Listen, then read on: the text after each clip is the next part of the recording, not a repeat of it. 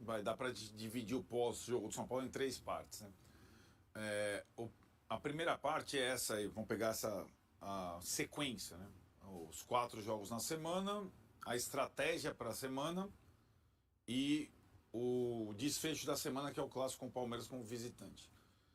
Esse ponto ele já foi modificado pela necessidade ao longo da semana. Então o São Paulo entrou ontem com o time inteiro titular, o time da torcida, fora o goleiro. Aí é uma questão também, né? O Rafael com incômodo, não estava batendo tiro de meta, mas o Jandrei no gol permite, porque na verdade o Jandrei, que é um personagem do empate, não é que ele foi responsável pelos gols sofridos, mas quem assiste o jogo inteiro e não os gols percebe que com o Jandrei no gol, o São Paulo propicia mais momentos ao adversário.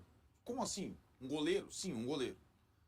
Ele quer jogar, o São Paulo sai jogando mais com ele do que com o Rafael, e o adversário sabe disso e normalmente pressiona a saída de bola do São Paulo, sobretudo quando o Jandrei joga. E foi o que o Velo Clube fez bem o jogo todo, por sinal. Então, não foram os gols sofridos apenas, as oportunidades que o Jandrei, por jogar com os pés insistentemente, proporciona ao adversário muitas vezes, saídas arriscadas. Como foi, por exemplo, o gol do Botafogo no Rio de Janeiro ano passado, no último jogo. Ao escalar o time titular, por necessidade do resultado, ele imaginava os 6 pontos, como ele falou, para chegar no Allianz em primeiro lugar da chave, sem grande responsabilidade, com o adversário enforcado. Ao escalar o titular, claro que ele compromete a escalação do próximo jogo. A gente vai fazer o cara a cara aí com o São Paulo do papel. Mas o São Paulo do papel pode esfarelar fisicamente. Está esfarelando. Nenhum time joga 4 vezes com a mesma formação numa mesma semana. Jogo dia sim, dia não. Né? Ontem, o melhor jogador do São Paulo foi o Luciano. Que, aliás, não é nem mais uma discussão, né? Você tem que jogar o Luciano, né? Ainda cara, é tão uma discussão óbvio. meio maluca, mas ainda existe, né? Mas também porque o Luciano estava descansado. Né? Ele não jogou contra a Inter. Então, fisicamente, ele estava melhor que os companheiros e tudo mais. Então, essa questão vai ser levada em consideração. Tem que ser para o jogo do Palmeiras. Né? Porque o jogo do Palmeiras não termina a temporada e nem termina o Campeonato Paulista. O São Paulo está classificado. Tem uma coisa que está passando. O São Paulo está classificado. Esse é o segundo ponto. O São Paulo, aconteça o que acontecer, o São Paulo pode perder de goleada os 3 próximos jogos. Ele vai jogar as quartas de final contra o Novo Horizonte. Não tem como. Não tem como. Ele vai jogar. Então esse jogo está lá no calendário. São Paulo e Novo Horizontino. A campanha é idêntica do ano passado com o Carpini, até agora. Só que, pela pontuação do grupo no ano passado, o São Paulo não tinha a classificação garantida até a última rodada. Se classificou com pênalti aos 50 lá em Itu, para quem não lembra. Dessa vez, em termos de classificação, e é o segundo ponto do jogo, do pós-jogo, não há ameaça. Há ameaça ainda de não ser o primeiro da chave, embora continue com todas as vantagens para ser o primeiro da chave. 3 pontos de vantagem, sendo que o adversário tem 2 partidas a fazer, o São Paulo 3. Então, sim, para perder o primeiro lugar para o Novo Horizontino, seria necessário continuar ladeira abaixo todas as partidas seguintes. E aí o terceiro ponto, que não tem a ver com a tabela, que não tem a ver com a estratégia da semana, é a situação do treinador, a possível saída do treinador. E acho que essa é uma situação que a gente vem discutindo durante a semana, que a cada atuação ruim ela ganha elementos, e é assim no futebol, não é só na rede social, é assim no futebol, é nos corredores, é nas internas, é na direção, é no conselheiro, o futebol, o resultado, a gente não pode nunca menosprezar o resultado do futebol, ele é assim. E nós sempre falamos aqui nesse programa que, embora o campeonato estadual, sobretudo em São Paulo, não signifique mais do que um retrato na parede, como diria Paulo Massini, é um estadual que derruba treinador. Sempre foi assim, nessa forma, e sempre será assim. Então, o Zubeldia se encontra nessa situação atual, de possível queda, de questionamentos completos. Como aconteceu com o Carpini ano passado, como aconteceu com o Rogério no outro Campeonato Paulista, em que eles foram eliminados na etapa que o São Paulo vai jogar e tiveram uma sobrevida ali até o São Paulo arrumar um outro treinador. O cenário é o mesmo desses últimos anos. O São Paulo vai jogar as quartas de final. Se ele for eliminado, tem lá a data FIFA, 10 dias, o São Paulo vai trocar o treinador. Agora, o São Paulo não foi eliminado ainda. O São Paulo não está fora do campeonato. O São Paulo não perdeu já para o Palmeiras.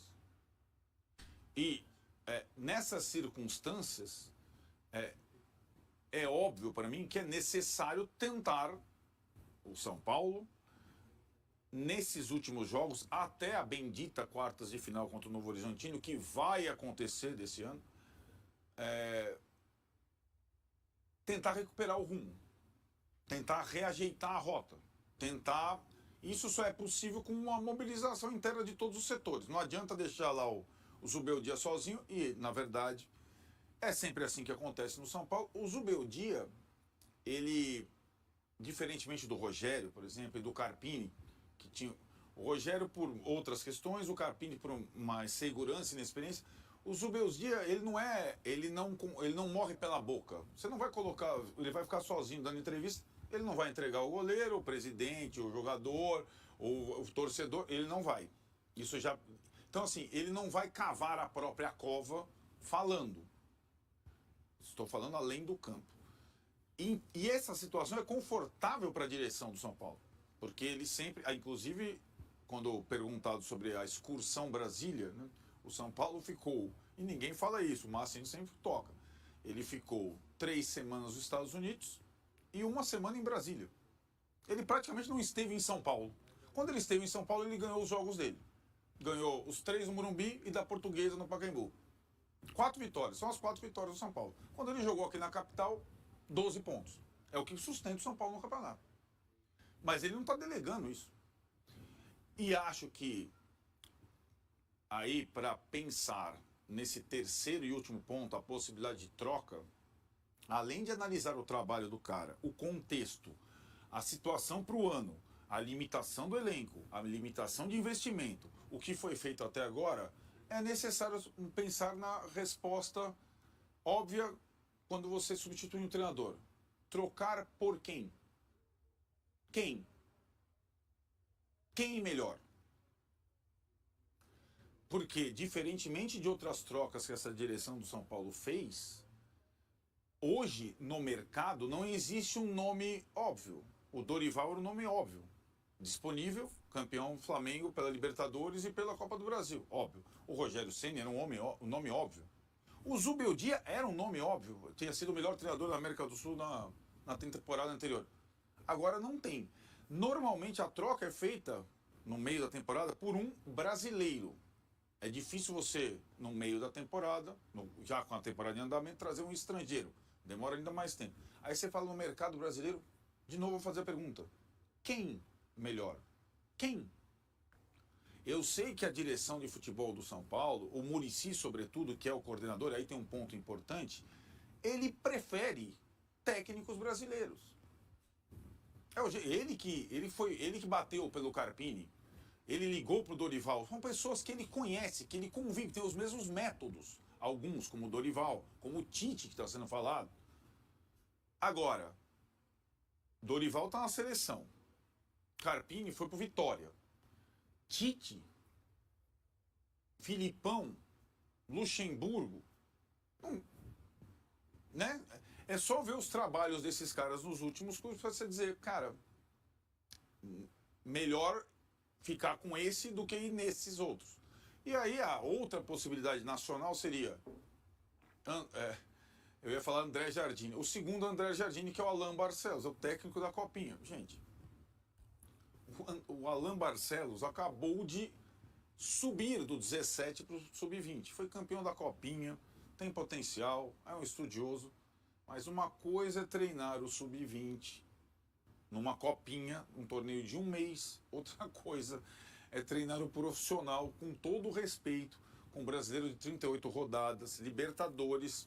O Alain Barcelos ainda, como o Velo Clube, ainda não pegou um avião para treinar o time em algum lugar, fora do país.